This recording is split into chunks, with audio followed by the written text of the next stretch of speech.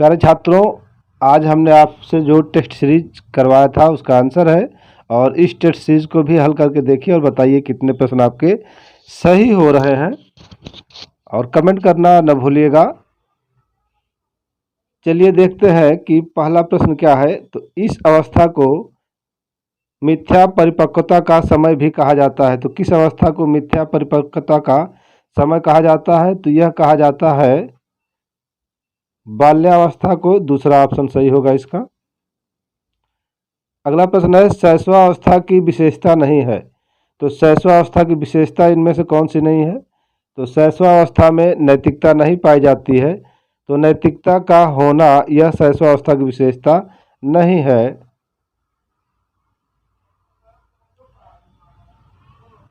तीसरा प्रश्न देखते हैं, वैलेंटाइन ने किस काल को सीखने का आदर्श काल कहा है?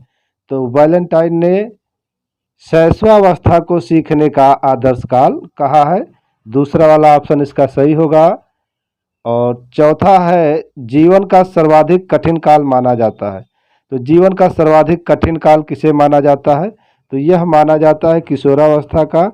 ऑप्शन एक सही होगा। पांचवा प्रश्न देख लेते हैं, गर्भावस्था का समय है। तो गर्भावस्था का समय है गर्भ धारण से जन्म तक। इसका पहला सही होगा।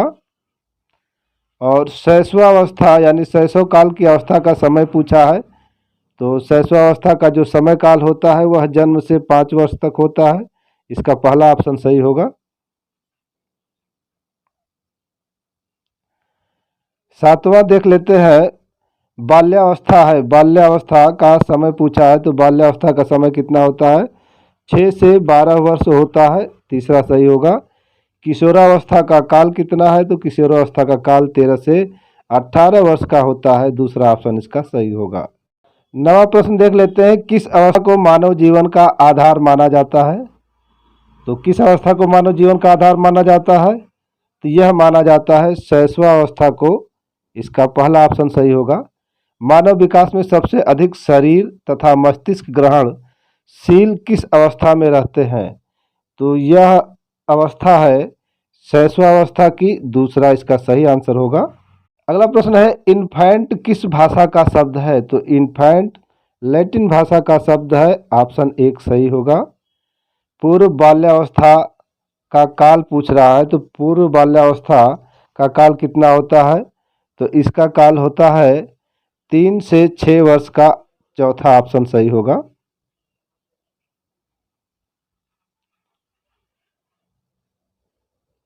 तेरहवां प्रश्न देखते हैं, किस अवस्था के बारे में कहा जाता है कि व्यक्ति के कुल मानसिक विकास का लगभग आधा भाग इस अवस्था तक पूर्ण हो जाता है? तो यह किस अवस्था के बारे में बात कर रहा है? जब व्यक्ति के मानसिक विकास का लगभग आधा भाग इस अवस्था में पूर्ण होगा तो वह अवस्था है शैशवावस्था। दूसरा ऑप्शन सही होगा। खिलौनों की आयु कहा जाता है। तो खिलौनों की आयु किस अवस्था को कहा जाता है? तो यह कहा जाता है पूर्व बाल्यावस्था को।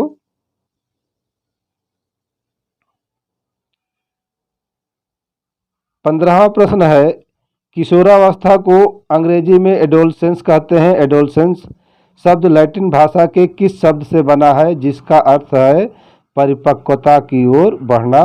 तो लैटिन भाषा का वह शब्द होगा एडोलसियर, यानी कि दूसरा ऑप्शन सही होगा जिसका अर्थ होगा परिपक्वता की ओर बढ़ना।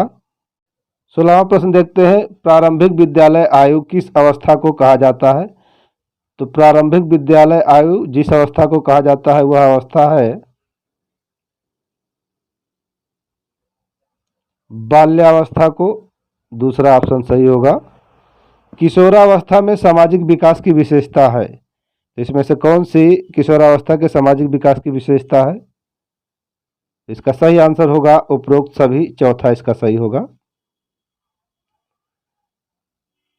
18वां प्रश्न है, निम्नांकित में से किस मनोवैज्ञानिक ने किशोरावस्था की विशेषता बनाने के लिए वाक्यांश तूफान एवं तनाव का प्रयोग किया है?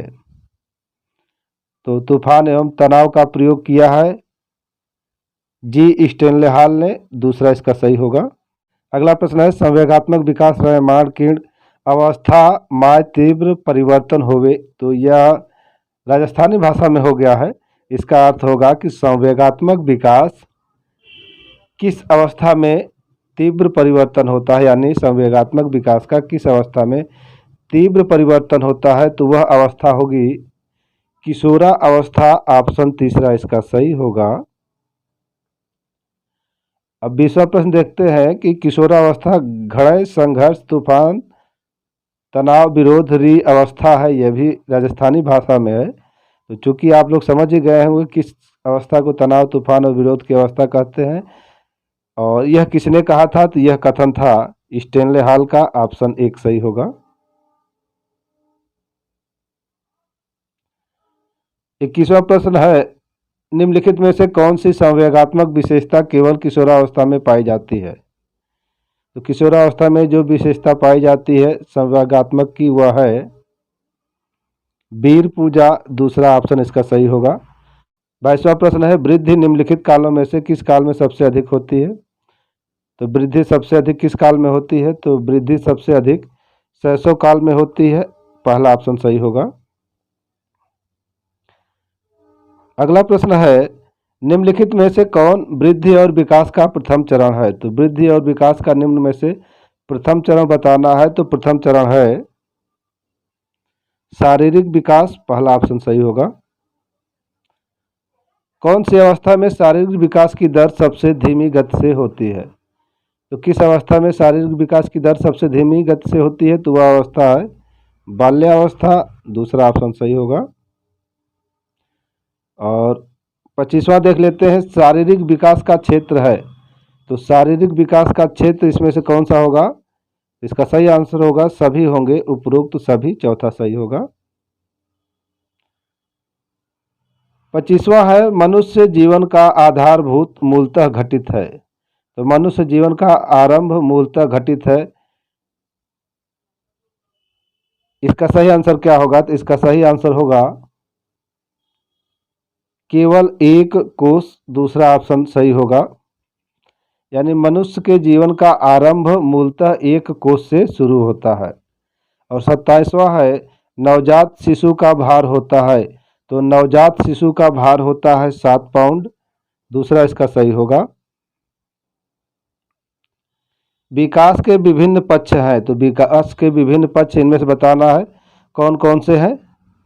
तो देखिए यहाँ पे जो चौथा ऑप्शन है ये गलत है। यहाँ पर होना चाहिए उपरोक्त सभी। और इस प्रकार इसका सही आंसर क्या होगा, चौथा, जब उसमें उपरोक्त सभी ऑप्शन दिया होगा, क्योंकि विकास के विभिन्न पक्षों में ये सभी पक्ष आते हैं। अब 29वां प्रश्न देखते हैं, संवेदना ज्ञान की पहली सीढ़ी है, यह कथन है। तो संवेदना ज्ञान की पहली सीढ़ी है, यह कथन किसका है। तो यह कथन संबंधित है मानसिक विकास से। पहला ऑप्शन सही होगा। नवजात शिशु को किस प्रकार के खेल में सम्मिलित करते हैं। तो नवजात शिशु को किस प्रकार के खेल में सम्मिलित करते हैं, तो वह खेल है इंद्रिय व गत्यात्मक खेल। चौथा वाला सही होगा। अब 31वां प्रश्न है, में नैतिक भावना का अभाव रहता है। तो बहुत ही सिंपल सा है। तो शैशवावस्था में नैतिक भावना का अभाव रहता है। तो प्रिय छात्रों, प्यारे छात्रों, आप लोग ईमानदारी से बताइएगा कि कितने प्रश्न सही हुए हैं आज के टेस्ट में। और फिर अब मिलेंगे दीपावली के बाद। दीपावली की आप लोगों की हार्दिक शुभकामनाएं।